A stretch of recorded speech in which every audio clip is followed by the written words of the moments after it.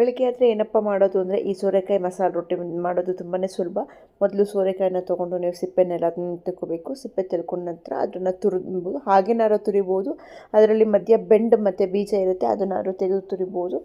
ಅದು ನಿಮಗೆ ಬಿಟ್ಟಿದ್ದು. ನಾನು ಹಾಗೆ ಪೂರ್ತಿ ತುರಿದೀನಿ. ಕೆಲವೊಂದು ಸತಿ ತುಂಬ ದಪ್ಪ ಬೀಜ ಇದ್ದರೆ ಬೀಜನ ತೆಕ್ಕೊಂಡಿದ್ದೀನಿ. ನಿಮ್ಮ ಮಿಕ್ಸಿಗೆ ಶುಂಠಿ, ಬೆಳ್ಳುಳ್ಳಿ, ಮೆಣಸಿನ್ಕಾಯಿನ ರಫ್ ಪೇಸ್ಟ್ ಮಾಡಿಕೊಂಡು ತುರಿದಿರೋಂಥ ಒಂದು ಸೋರೆಕಾಯಿ ತುಂಬ ತೆಳುಗು ತುರಿದಿದ್ರು ಹಾಗೆ ಮೀಡಿಯಮ್ ಸೈಜಲ್ಲೇ ತುರ್ಕೊಂಡ್ರು ಆಯಿತು.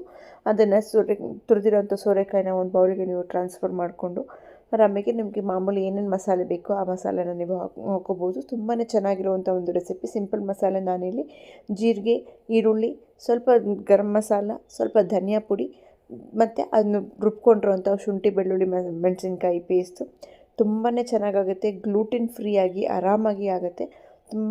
ಗ್ಲೂಟಿನ್ ಅಕ್ಕಿ ಮತ್ತು ಚಪಾತಿ ಬದಲು, ಅಕ್ಕಿ ಬದಲು ಈ ಜೋಳದ ಹಿಟ್ಟನ್ನು ನಾನು ಬಳಸ್ಕೊತಾ ಇದ್ದೀನಿ. ಜೋಳ ಅಥವಾ ರಾಗಿ ಎರಡರಲ್ಲಿ ಯಾವುದಾದ್ರೂ ಬಳಸ್ಕೊಳ್ಳಿ, ತುಂಬಾ ಚೆನ್ನಾಗಿ ಕ್ರಿಸ್ಪಿಯಾಗಿ ಚೆನ್ನಾಗಿ ಬರುತ್ತೆ.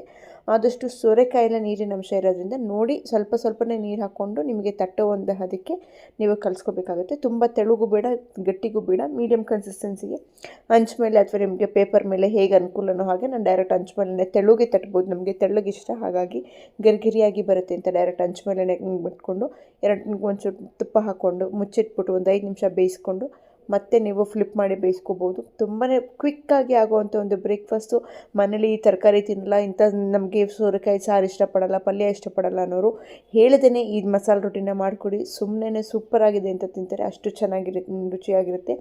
ಗೊತ್ತೇ ಆಗಲ್ಲ ಇದರಲ್ಲಿ ನಾವು ಸೋರೆಕಾಯಿ ಹಾಕಿದ್ದೀವಿ ಅಂತ. ಮಕ್ಕಳಿಗೇನು ಸೌತೆಕಾಯಿ ಅಂತಂದ್ರೆ ಗೊತ್ತೇ ಆಗಲ್ಲ, ಆ ಥರ ಚೆನ್ನಾಗಿರುತ್ತೆ.